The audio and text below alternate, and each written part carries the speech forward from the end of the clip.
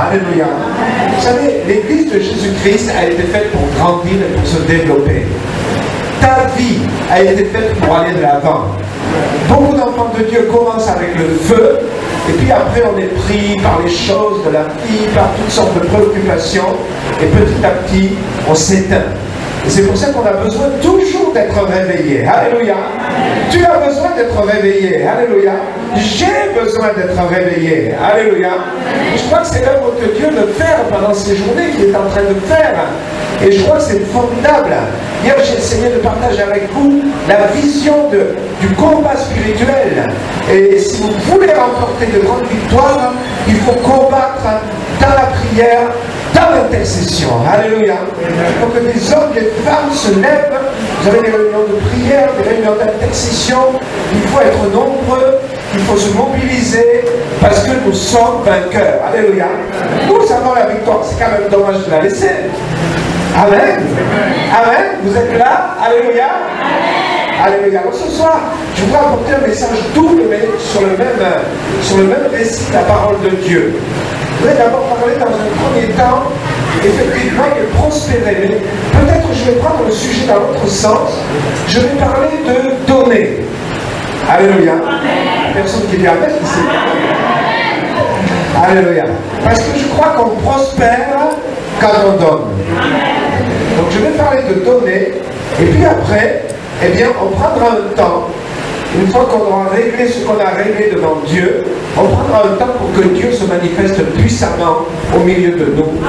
Là où nous avons besoin de sa manifestation. Alléluia. Nous croyons au miracle. Et le récit qu'on va lire, c'est un récit miraculeux. Donc je vous invite, on va lire dans Matthieu au chapitre 14. Matthieu au chapitre 14, et on va lire à partir du verset 22. C'est lorsque Pierre va marcher sur l'eau. Alléluia. Ce soir, je voudrais vous apprendre à marcher sur l'eau. Alléluia. Alléluia. Alors, d'une façon symbolique, n'essayez pas après d'aller dans la mer, et puis sinon vous risquez de vous mouiller. Mais je voudrais vous apprendre à être des enfants de Dieu qui marchent sur l'eau, qui marchent sur la mer. Vous savez, ce récit commence après une grande bénédiction, après la multiplication des pains. Après la multiplication des pains, voilà que Jésus met ses disciples dans la barque, et voilà qu'ils sont pris dans une tempête. Alléluia. Ça nous dit une chose, il faut toujours être vigilant. Alléluia. Tu es béni, c'est bien, mais ne t'attends pas pour autant. Parce que le diable, comme on l'a vu hier, je crois qu'on a vu ça, il persévère. Il a une qualité qu'on peut imiter, en tout cas chez le diable, c'est sa persévérance. Il ne se décourage pas dans l'œuvre de destruction qu'il est en train de faire. Alléluia. Et voilà qu'après cette multiplication des pains, dans le verset 22, il est dit, Jésus obligea les disciples à monter dans la barque et à passer avant lui de l'autre côté pendant qu'il renverrait la foule. Quand il l'eut renvoyé, il monta sur la montagne pour prier à l'écart. Et comme le soir était venu, il était là seul. Hier, on a parlé du Sinaï. Est-ce que tu as ton Sinaï? Jésus avait son Sinaï. Il ne s'est pas laissé griser par la foule. Quand Jésus a multiplié les pains, la foule était enthousiaste. Elle voulait même le faire roi. Jésus ne s'est pas laissé griser par ça. Mais il nous est dit, après qu'il a renvoyé la foule, qu'est-ce qu'il a fait? Il s'est mis à l'écart devant son Dieu. Alléluia. Alléluia. Alléluia. Je te dis que si tu veux voir de grandes choses, il faut que tu commences par te mettre à l'écart avec ton Dieu. Il faut que tu aies ton Sinaï dans ta vie. Ça, c'est quelque chose de tellement important. Beaucoup d'enfants de Dieu négligent cela. Nous avons besoin sans arrêt de le mettre devant nous. Jésus le faisait. Il se mettait à l'écart pour être en communion avec son Père. Si Jésus le faisait, est-ce que nous pouvons sauter là-dessus sans le faire? Non. Amen. Amen. Jésus était là dans la prière. La barque, déjà au milieu de la mer, était battue par les flots, car le vent était contraire.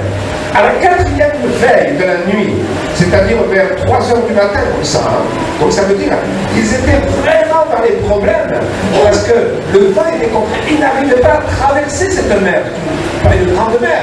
Ils auraient dû la traverser rapidement.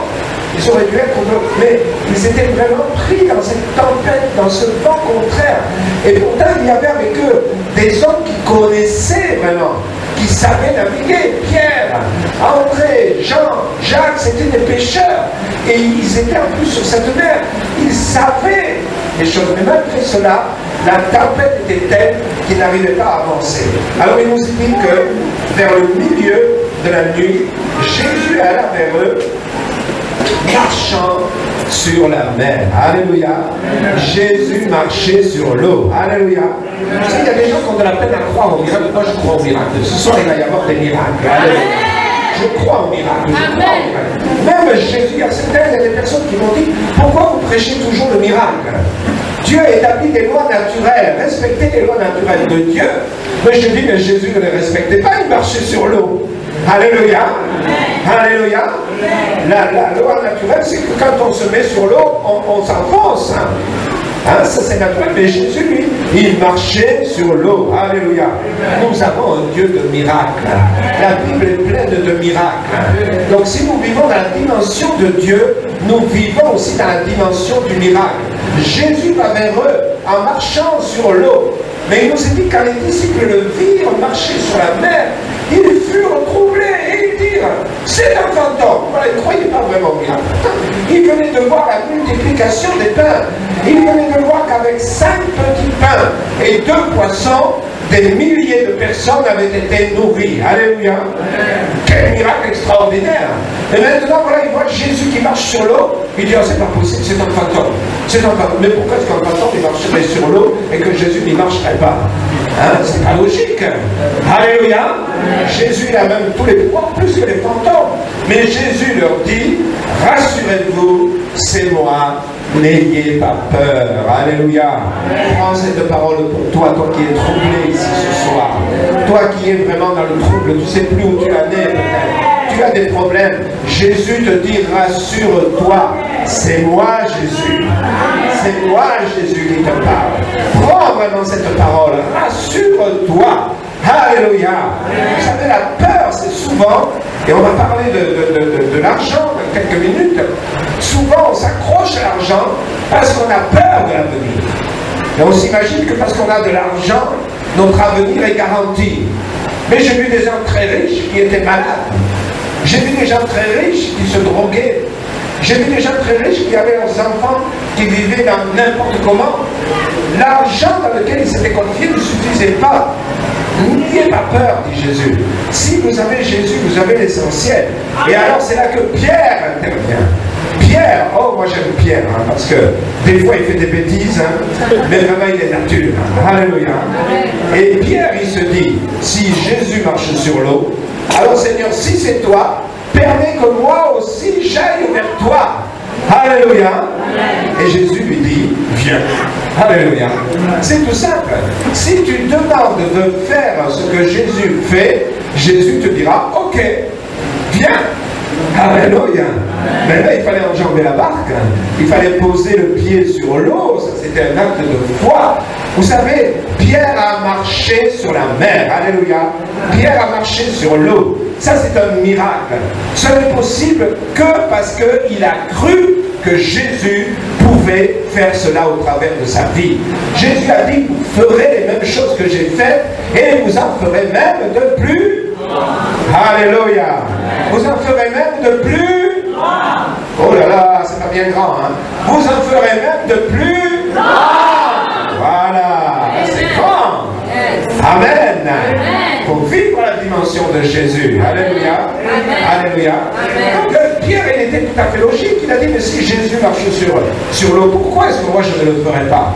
Pourquoi est-ce que moi je ne marcherai pas sur l'eau comme lui? Et Jésus le prend un mot. Je suis sûr que les autres ont commencé à le juger.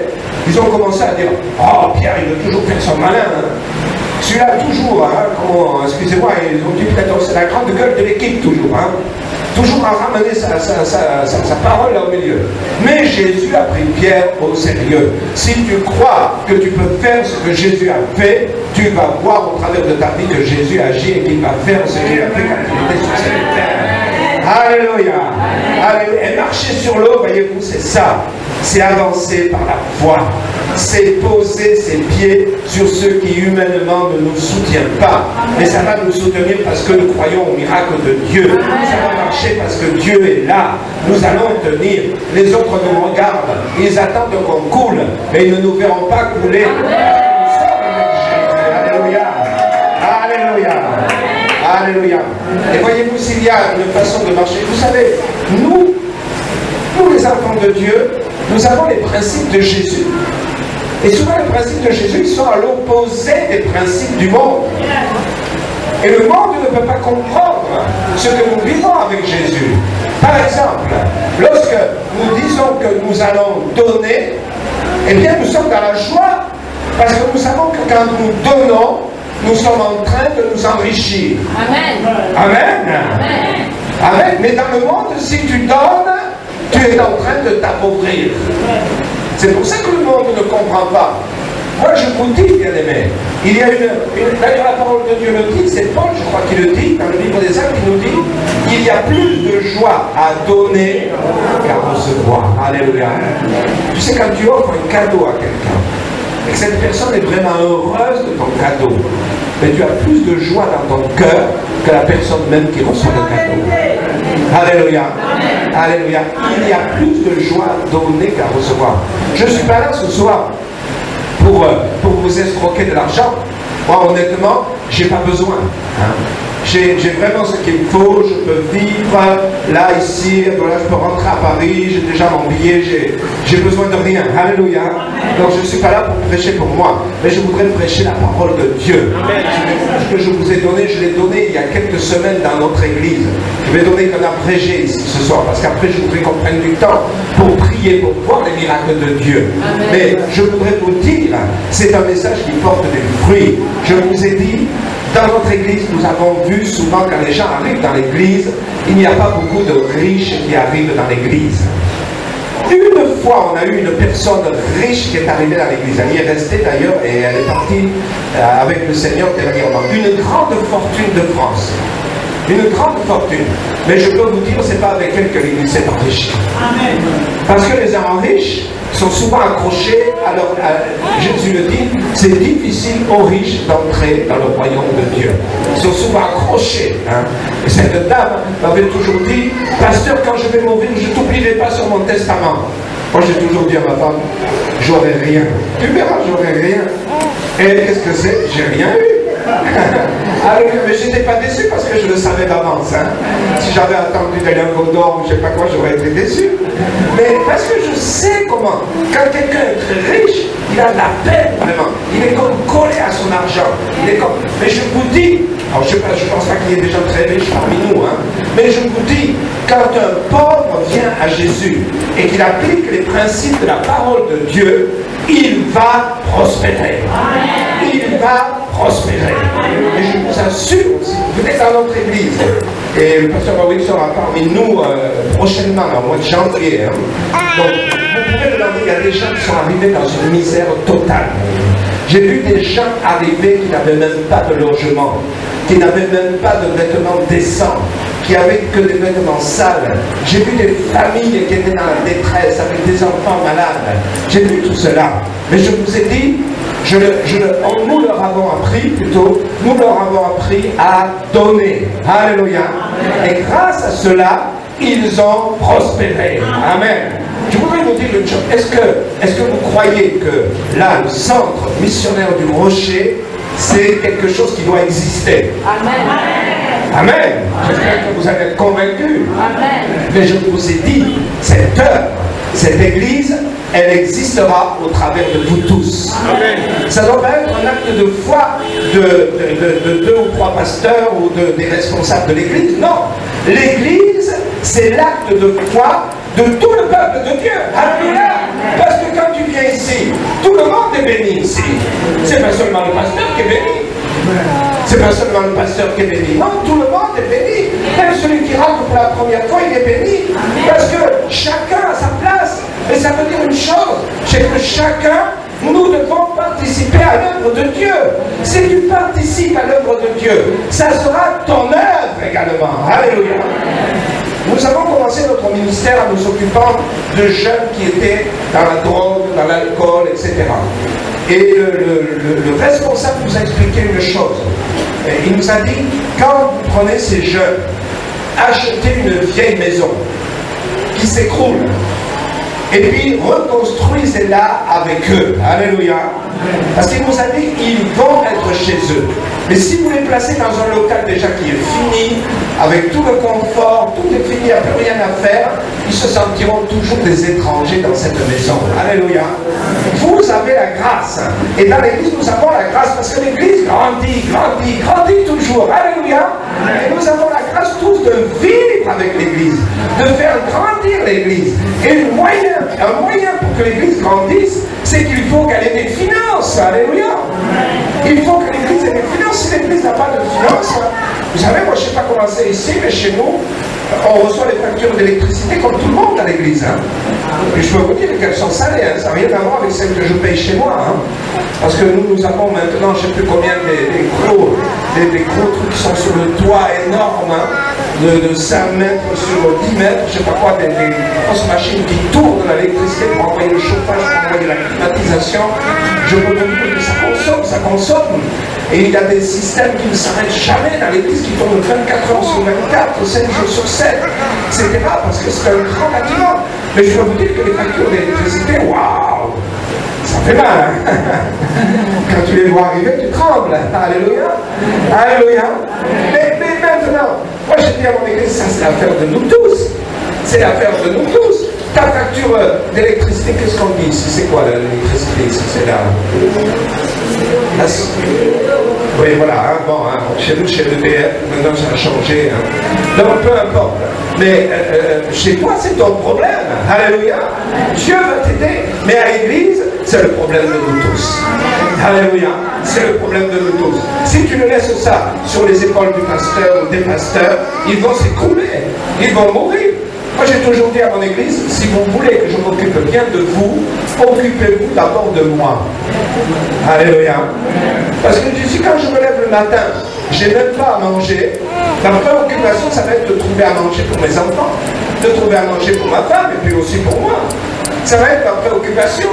Mais si vous me donnez de quoi que je peux manger, alors je vais me préoccuper d'autre chose. Alléluia. Si vous me donnez une voiture qui ne démarre jamais, je ne pourrai jamais faire du chemin avec. Mais donnez-moi une belle voiture qui marche, qui est garantie. Lorsque je suis en panne, je téléphone. Allô, venez dépanner ma voiture. Oui, tout de suite, monsieur, on arrive. Alléluia. Alléluia. Si vous voulez être béni par les serviteurs de Dieu, il faut que les serviteurs de Dieu soient à l'aise. Soient à l'aise. Ils sont toujours là à calculer pour leur truc. Hein? Alors je ne dis pas qu'il faut gaspiller l'argent, comprenez-moi bien. Mais je veux dire par là qu'il y a une façon pour que l'Église se développe. Vous allez me dire, mais ici on est dans un pays qui est pauvre. Mais je vais vous dire, ceux qui peuvent rendre le pays riche, c'est vous qui pouvez rendre le pays riche. Alléluia. Alléluia. Tout à l'heure, j'étais dans l'ascenseur à l'hôtel où je suis, et la personne qui était avec moi dans l'ascenseur, comme je suis au 7e étage, donc on a un peu de temps pour descendre, c'était, je crois, le grand directeur de la Chambre de commerce de Cameroun. Hein, moi, je ne le connaissais pas, il s'est présenté, il m'a demandé qui j'étais, je lui ai dit qui j'étais, il m'a dit qui il était. Mais, voyez, les serviteurs de Dieu, eh bien, Dieu les confronte avec ces personnes-là. Alléluia. Alléluia. Une fois, j'étais reçu par le président d'un pays. Et voilà, à côté de moi, dans la salle, on attendait pour être reçu. Je passais. C'était à moi d'être reçu. Il y avait un homme très bien habillé, tout qui était à côté de moi. Il s'est présenté. Il m'a dit, voilà, je suis monsieur, je ne sais plus comment, ambassadeur des États-Unis d'Amérique. Moi, je lui ai dit, je suis Jacques Schnepko, pasteur du Centre du Renouveau Chrétien. Alléluia. Alléluia. Hein? Ce que je veux dire par là, c'est que nous sommes appelés à faire des grandes choses. Donc, c'est nous qui pouvons changer les situations. Dieu, vous savez, les gens qui nous gouvernent, souvent, ils sont dépassés par les situations. Ils ne le disent pas, bien sûr. Ils disent qu'ils ont les réponses. Mais entre eux, ils savent bien qu'ils n'ont pas les réponses. Ils savent bien que le cœur de l'homme est mauvais, que quoi qu'il fasse, eh bien, ça va se retourner de toute façon contre eux. Mais il y a une chose que nous devons nous annoncer, c'est que Jésus vient changer les situations. Il faut que l'Église de Jésus-Christ soit une vitrine dans la société. Il faut que nous existions. Alléluia. Alléluia. Donc les autorités sachent que nous sommes là, que nous mobilisons des gens. Et c'est pour ça qu'il faut que les églises grandissent, se développent vraiment, aillent de l'avant. Alléluia. Moi je sais, c'est ça que j'ai eu à cœur pour la France, pour mon pays. Parce qu'on avait toujours avant des petites églises de 40 personnes qui se réunissaient là, toujours dans les cadres, dans les endroits paumés.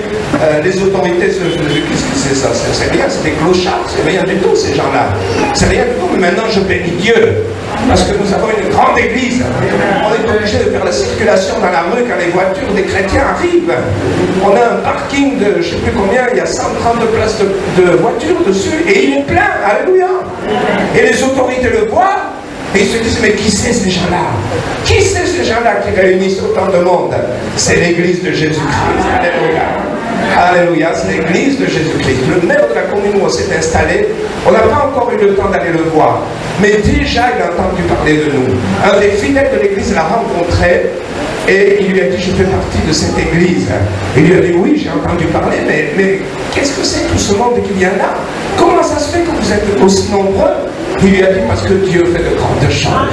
Parce que les malades sont guéris, les possédés sont délivrés, les gens changent de vie, les voyous deviennent des gens honnêtes. Alléluia! Ça intéresse les autorités, hein? Que les voyous deviennent des gens honnêtes. Alléluia! C'est ce que Jésus fait. C'est ce que Jésus fait. Donc, nous sommes appelés à participer à cette œuvre. Maintenant, Dieu se sert de nous et il se sert de nos biens pour cela. Il ne se sert pas seulement de nos prières. C'est bien que tu pries super. C'est bien que tu connais ta Bible. C'est bien que tu aies un service dans l'église. Mais je veux dire, il faut que le Seigneur entre dans la poche dans ton portefeuille. Alléluia. Parce qu'on a besoin d'argent. Alors, juste, voilà, c'est intéressant parce que Jésus nous demande d'avoir une certaine attitude vis-à-vis de l'argent. Dans Matthieu 6, au verset 24, Jésus dira, on ne peut servir de maître. Où tu vas haïr l'un, etc. Et il dira, tu ne peux pas servir Dieu et maman. Or, maman, c'est le Dieu de l'argent. C'est le Dieu de l'argent. Maman, c'est le Dieu de l'argent. C'est quand même intéressant que Jésus, quand il nous parle de servir de maître, qu'on ne peut pas servir de maître, qu'il oppose Dieu à qui il aurait pu l'opposer à la débauche, qu'il aurait pu l'opposer à toutes sortes de péchés, mais il l'oppose au Dieu de l'argent. Pourquoi, vous croyez? Parce qu'il sait que l'argent, c'est quelque chose qui empêche les chrétiens d'aller de l'avant et qui bloque l'avancement des églises. Amen. Amen. Vous comprenez pourquoi Dieu parle, Jésus a enseigné comme ça. Tu ne peux pas. Il faut que vraiment... Regardez l'histoire du jeune homme riche. Regardez l'histoire. C'est intéressant l'histoire de ce jeune homme. Hein? Parce qu'il dit, dans une attitude d'humilité, il va vers Jésus. Qu'est-ce qu'il faut que je fasse pour être sauvé? Et il a le cœur ouvert. Il est bien disposé, on peut dire. Hein? Jésus lui dit, respecte les commandements. Tu honoreras ton père, ta mère, tu auras le seul Dieu, tu ne vivras pas dans l'adultère, etc., etc. Jésus lui dit, qu'est-ce que lui dit ce jeune homme? Je vais essayer. Et puis j'ai observé déjà tout ça. J'ai observé déjà tout ça. S'il était ici ce soir, on lui donne la médaille d'or du meilleur chrétien du rocher. Alléluia. Qui a observé tous les commandements ici? Je suis sûr qu'il y en a un quelque part hein, que tu as un peu...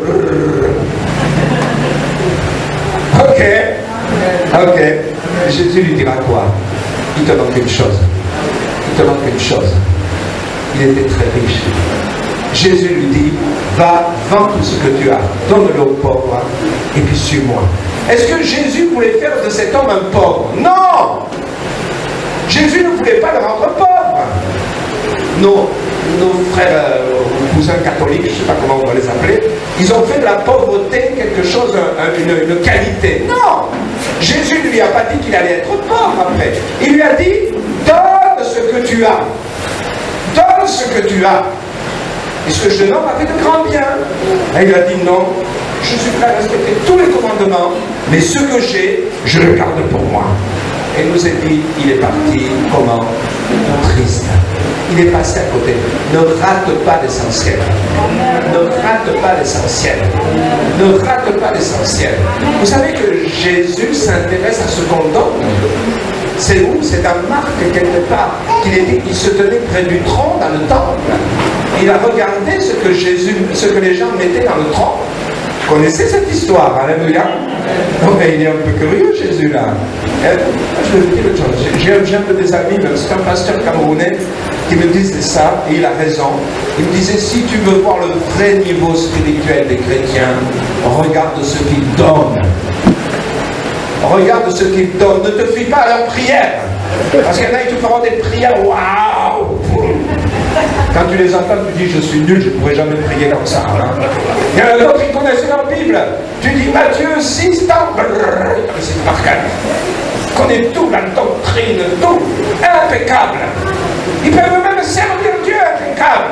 Mais quand c'est le moment de donner, oh, je suis plus là. Je ne suis plus là. Mes amis, parce que c'est Dieu ou maman. Dieu ou maman. Maintenant, voilà ce que Jésus veut qu'on comprenne. C'est que ce que nous avons, et je vais y venir maintenant, ce que nous avons ne nous appartient pas. Nous sommes les gérants. Si tu es un mauvais gérant, si je suis le gérant d'une entreprise, mais que maintenant, l'argent qui rentre dans l'entreprise, je le garde pour moi, je suis un mauvais gérant. Est-ce que vous croyez que les dirigeants de l'entreprise, ils vont me laisser à ce poste? Non, ils vont vite s'en apercevoir. Quand ils vont faire le bilan comptable, ils vont se dire, ah, mais il manque là, il manque 6 millions, où est-ce qu'ils sont partis? Ils sont partis dans ma poche. Parce que j'ai cru que ce qui était à l'entreprise, c'était à moi. Des fois, nous faisons comme ça. Parce que Dieu, l'argent qu'il nous donne, il n'est pas à nous. Il nous le confie pour que nous l'utilisions de la bonne façon. Mais nous, des fois, on le garde pour nous. On le garde pour nous. C'est dans le prophète âgé que Jésus dit, l'or est à moi, l'argent est à moi. On a souvent prié, j'ai entendu souvent ce verset dans les prières d'intercession. Mais un jour, j'ai voulu mettre les pendules à l'heure. Parce que j'entendais des gens qui priaient, Seigneur, l'or est à toi, l'argent est à toi. Seigneur, amène cet argent dans ta maison. Moi, j'ai dit au fidèle, mais vous voulez qu'il le prenne où cet argent? Il va le prendre dans votre poche. Parce que l'or qui est à Dieu, l'argent qui est à Dieu, c'est pas celui qui est à mon frère là, ça c'est son problème avec lui, Dieu. Mais l'argent qui est à Dieu, c'est celui qui est dans ma poche. Vous comprenez, c'est ça. Pourquoi le prophète âgé disait cela de la part de Dieu? Parce qu'ils étaient revenus en Israël, ils avaient commencé à reconstruire le temple, ils avaient posé les fondations, ils avaient fait l'autel des sacrifices, et puis ils ont eu de l'opposition, ils ont laissé tomber le temple. Mais par contre, tous, ils se sont fait des belles maisons. Le prophète âgé, il dit, vous avez des belles maisons, avec du beau lambris.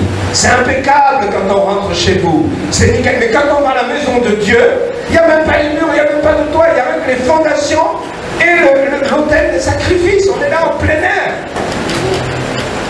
Moi, j'ai vu ça des fois. J'ai vu ça dans certains pays. J'ai vu quand on prêchait dans les églises, j'avais peur même de tenir le micro, de me faire électrocuter par le micro tellement c'était un mauvais état. Les églises, pas de toit, en plein air, tout. Et puis après le culte, on va chez le pasteur et on arrive dans une super villa. Piscine, des grands salons, des grands fauteuils. J'étais obligé de dire à ce pasteur, d'ailleurs après il ne m'a plus jamais réinvité, je lui ai dit à lui personnellement, j'ai dit, écoute mon frère, il y a quelque chose qui cloche. Parce que quand je vois ta maison et que je vois ton église, je pense au prophète âgé. Je pense que tu es en train de te faire une belle maison alors que la maison de Dieu est en ruine. Mes amis, Dieu nous dit l'or est à moi, l'argent est à moi parce qu'il veut que cet or et cet argent qu'il nous donne, nous l'utilisions pour son œuvre. Alléluia. Ça ne veut pas dire que tu vas manquer. Tu ne manqueras pas. On manque justement parce qu'on ne donne pas. Le prophète Malachie, c'était pareil. Le peuple râlait. Il disait, on n'a pas les bonnes récoltes. On va pour récolter, puis voilà, quand il fait des averses, ça écrase tout. Les sauterelles arrivent, elles mangent tout. Alors, putain, Seigneur, on est au temple. On vient au temple, on vient à l'église. Mais Dieu m'a dit quoi? Vous me trompez. Vous me trompez. Et le peuple répondra, mais on ne te trompe pas. En quoi est-ce qu'on te trompe? En quoi est-ce qu'on te trompe?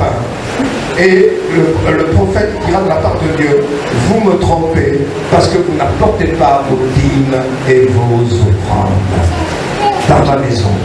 Et ensuite Dieu continue au travers de la bouche du prophète, il dira, mettez-moi à l'épreuve et vous verrez. Alléluia. Mettez-moi à l'épreuve et vous verrez. Moi je vais vous dire, vous savez, on a un Dieu formidable parce qu'il ne nous raconte pas des histoires. Il dit, ce que je vous dis de faire, si vous savez donner vos dîmes et vos offrandes, vous allez être bénis. Mettez-moi à l'épreuve. Comme vous savez, je connais personne. Et si vous connaissez quelqu'un, vous me le signalerez, parce que ce sera le premier cas. Je connais personne qui est devenu pauvre parce qu'il a donné pour l'œuvre de Dieu. Personne. J'ai même posé cette question dans des grands rassemblements. Personne. Si quelqu'un est devenu pauvre parce qu'il a trop donné pour l'église, non. Personne. Parce que pour la bonne raison, quand tu donnes pour Dieu, tu vas prospérer derrière. Dieu va prendre soin de toi. Mais par contre, je connais beaucoup de gens qui sont dans la misère, dans la pauvreté, parce que le peu qu'ils ont, ils le tiennent. Hein? Je ne lâcherai pas. Je ne lâcherai pas. Ça, c'est à moi. Et Dieu te dit, non, l'argent est à moi. Non, non, non, non, non, c'est à moi. C'est moi qui l'ai gagné. Tu l'as gagné avec quelle force? Avec quelle santé? Qui c'est qui t'a créé? Avec quelle habileté? Avec quelle intelligence tu l'as gagné? Tu l'as gagné avec ce que je t'ai donné. Donc tout ça, c'est à moi. Alléluia. Alléluia. Comprenez ce principe. C'est la dîme, qu'est-ce que c'est? C'est le dixième. Si aujourd'hui tu as gagné 5000, eh bien tu donnes ce soir 500. Si tu as gagné 10 000, tu donnes 1000, etc. Ça veut dire qu'on donne le dixième de ce que l'on reçoit, de ce qui nous arrive. Mais, et je dirais que ta dîme, c'est pour ton église. Ne va pas donner ta dîme à droite, à gauche. La dîme, c'était pour le temple, pour faire vivre ceux qui travaillaient dans le temple. Alléluia. Un jour, il y a une sœur qui se croyait très spirituelle.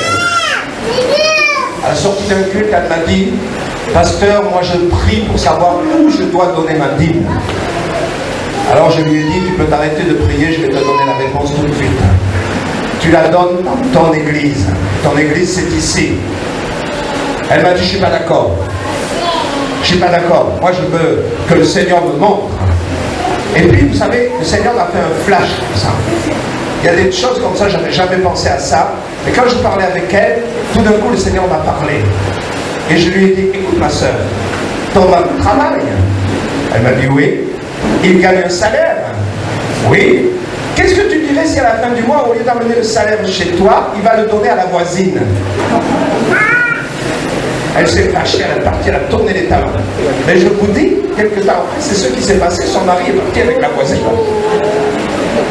Son mari est parti avec la voisine. On ne joue pas avec Dieu. On ne joue pas avec Dieu.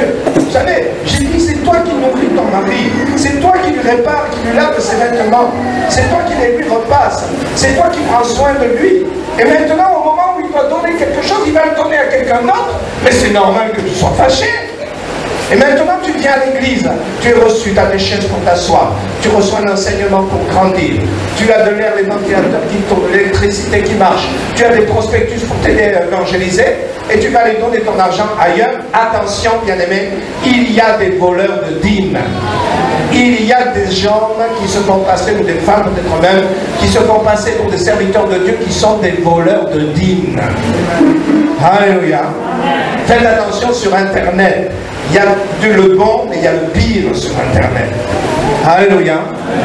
Il y a des gens qui disent il ne faut plus donner votre dîme à votre église, par contre vous me l'envoyez à moi, quoi. Ce sont des voleurs. Alléluia. Et ton offrande, c'est ce que tu vas donner en plus de ta dîme. Parce que la dîme, c'est le minimum. C'est ce qui va permettre à l'Église de tourner, de vivre. Mais après, il y a besoin d'offrandes, il y a des œuvres missionnaires, vous savez, moi je suis là, mais c'est parce que les chrétiens font des offrandes. Une fois par mois, on fait de grandes offrandes missionnaires. C'est ceux qui nous payent nos billets d'avion, c'est ceux qui nous payent nos hôtels, nos déplacements. Beaucoup de choses sont payées avec cette offrande missionnaire. C'est grâce à ça que nous pouvons aller dans beaucoup de pays annoncer la parole de Dieu. C'est parce que les fidèles donnent. Alléluia. Moi je suis fier, je le dis toujours à mon église, je suis fier parce que tout ce que nous dépensons dans notre église, que ce soit pour notre église locale, que ce soit pour la mission, c'est de l'argent qui vient des chrétiens de notre église. Alléluia. On n'a pas de tonton en Amérique qui nous envoie des gros chèques. Ça vient des chrétiens de notre église. C'est ce qui nous permet d'être indépendants.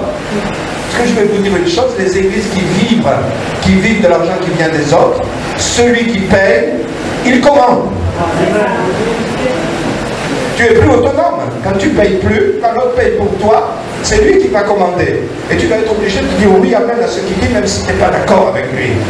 Mais quand l'Église est autonome, et je pense que chaque Église devrait être autonome, et on peut aider une Église, parce que notre politique est qu'on aide une Église pendant 1 an, pendant 2 ans, pendant 3 ans, mais jamais à vie. Jamais à vie. Sont dans le nord, il y a des petites églises, on aide des églises. Et qu'est-ce qu'on leur dit? La location de votre salle, ok, on la prend en charge pendant 1 an. Mais la 2e année, on ne payera plus que le 75%, c'est à vous de payer le 25%. La 3e année, on ne payera plus que le 50%. La 4e année, vous payez tout. Nous, on n'est pas là. Ce n'est pas notre affaire, c'est votre affaire à vous. Alléluia. Alléluia. Mes amis, il faut prendre la parole de Dieu au sérieux. Je voudrais te dire aussi que ce que tu donnes amène la bénédiction sur ta vie. Alléluia. Il nous est parlé dans la parole de Dieu. Je vous donne la référence qu'on ne va pas chercher, c'est dans Luc, au chapitre 7. Il nous est parlé de ce centenier romain qui avait un serviteur malade. Et il voit que ce serviteur va mourir. Et qu'est-ce qu'il fait? Il envoie les anciens des Juifs vers Jésus pour qu'il parle en sa faveur. Lui-même ne se sent pas pur pour approcher Jésus. Il ne se sent pas à la hauteur, donc il envoie les anciens des Juifs. Et quand les anciens des Juifs viennent vers lui, qu'est-ce qu'ils vont lui dire? Ils vont lui dire, il mérite que tu l'exauces, parce que c'est lui, il aide notre peuple, et il a même construit notre synagogue. Alléluia. Alléluia. Dans Acte 10, lorsque Corneille cherche vraiment la vérité, c'est aussi un païen, c'est encore un romain. Il cherche la vérité, il cherche à trouver la réponse, il cherche à trouver la solution. Il prie vers Dieu, et Dieu lui envoie un ange pour lui dire quoi? L'ange lui dit quoi? Corneille, tes prières et tes aumônes sont montées devant Dieu. Alléluia. Bien-aimé, quand tu donnes quelque chose pour Dieu, c'est comme si tu fais aussi de prière. C'est pas moi, c'est la parole de Dieu qui nous le dit. Tes prières et tes offrandes sont montées devant Dieu. Il y a des chrétiens qui disent « Ah, mais non, les prières c'est bien, le matériel c'est le matériel. » Non, mais le matériel c'est ça qui nous touche de près. Si je suis capable de donner ce que j'ai, Dieu va me bénir abondamment. Alléluia.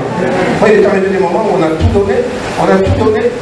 Moi, je me rappelle quand j'ai commencé l'œuvre missionnaire, il y a 25 ans à peu près, je devais partir à l'URSS, je devais partir le lendemain, il n'y avait pas d'argent à la maison. Pas de nourriture, pas d'argent à la maison. À ce moment-là, on avait 2 enfants.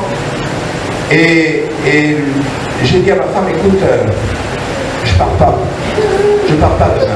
Elle me dit pourquoi? Mais j'ai dit parce que moi je ne peux pas vous laisser, là vous n'avez rien à manger. Moi je vais partir galoper là au travers du monde et vous n'avez rien à manger à la maison, c'est pas possible. Donc j'ai appelé ma femme, j'ai appelé mes 2 fils qui étaient là et je leur ai dit voilà, on va prier. Si Dieu ne pourra pas ce soir, moi je ne pars pas. Et alors il y a mon fils aîné qui est maintenant pasteur, à ce moment-là il devait avoir, je sais pas, il était adolescent. Hein. Et donc, il a dit, papa, je peux te dire quelque chose? J'ai dit, oui, parle. Il m'a dit, est-ce que tu penses que Dieu t'appelle à aller à l'URSS? J'ai dit, oui, je pense. Si j'y vais, c'est parce que je pense que Dieu m'appelle. Alors il me dit, pourquoi tu ne veux pas y aller? Si Dieu t'appelle, vas-y, il va bien s'occuper de nous ici. Alléluia. Et il avait raison. il avait raison, j'étais obligé de reconnaître qu'il avait raison. Le lendemain matin, je suis parti à midi. À midi, le facteur est arrivé à la maison. Le jour où j'étais déjà parti, il avait un mandat pour ma famille. Et le facteur a dit, ça fait 7 jours qu'on vous cherche. La personne qui vous envoie ce mandat a oublié de mettre le numéro de la rue. Vous savez, chez nous, c'est bien organisé, il y a des rues avec des numéros. On a dû chercher à quel numéro vous habitiez. Ça fait 7 jours qu'on aurait déjà dû vous donner cet argent. Mais c'est qu'aujourd'hui qu'on a trouvé où vous habitez. Alléluia. Mais Dieu, c'est ce qu'il fait. Alléluia. Si tu donnes à Dieu, si tu te donnes à Dieu, moi ça m'est arrivé. Une fois, on n'avait qu'une voiture. On avait des besoins pour l'église et Dieu m'a dit, vends ta voiture. Et j'ai dit, mais Seigneur, si je n'ai pas de voiture, comment je vais faire pour exercer le ministère? Le Seigneur m'a dit, ça, tu verras ce que je fais, je suis le Dieu miraculeux. Alléluia. Dieu nous apprend à marcher sur l'eau. Alléluia. Et c'est ce que j'ai fait. J'ai vendu ma voiture. Et on a donné l'argent à l'église. On a tout donné, pas simplement la dîme, on a tout donné. Alléluia. Des fois, il faut être fou avec Jésus. Alléluia. Quand un jeune homme aime une jeune fille, ou quand un mari aime une femme, alléluia, quand il va lui acheter une bague, est-ce que vous croyez qu'il regarde combien ça coûte? Un peu quand même, parce que bon, il y a tous les prix, hein. Mais il est prêt à faire des sacrifices. Pourquoi il est prêt à faire des sacrifices? Parce qu'il l'aime. Parce qu'il l'aime. Vous savez, quand on aime Jésus, on va être prêt à donner, à donner, à donner pour lui. Alléluia. On va être prêt. Vous savez, moi, je sais, nous, ce qu'on fait régulièrement, on fait des dimanches de folie. On appelle ça comme ça, dimanche de folie.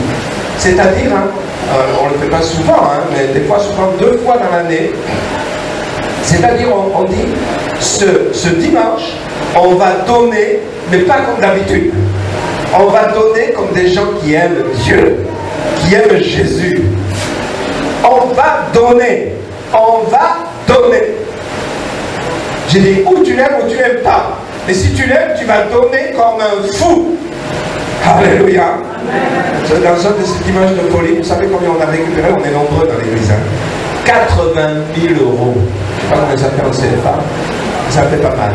80 000 euros en une offrande parce que les gens aimaient Jésus. Alléluia. Mais je vous assure, on n'a pas de gens indigents parmi ceux qui donnent. On n'a pas de gens qui font le monde, qui n'ont rien à manger. Parce que Dieu bénit. J'ai vu passer des chèques de 5 000 euros, 10 000 euros. Des gens qui donnent vraiment. Mais je vous assure, ces gens-là, ils agrandissent leur maison. Alléluia.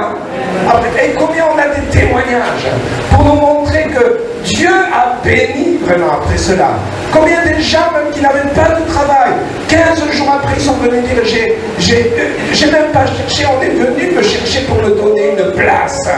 Alléluia. Je me souviens d'une jeune femme, elle a dit, moi j'ai jamais demandé de l'augmentation, c'est mon patron qui m'a appelé dans son bureau pour me dire on t'augmente. Alléluia, ça c'est quand tu sais donner. Ça c'est quand tu sais donner. Tu vois le miracle de Dieu. Alléluia. Alléluia. Jésus dit, pardon, le Seigneur dit, mettez-moi à l'épreuve et vous verrez si je n'ouvre pas pour vous les écluses des cieux. Moi je crois que la bénédiction de Dieu est pareille. Dieu veut bénir aussi au Cameroun. Hein. Vous avez des gens riches au Cameroun. Moi je suis logé dans un bel hôtel grâce à une sœur de l'église ici.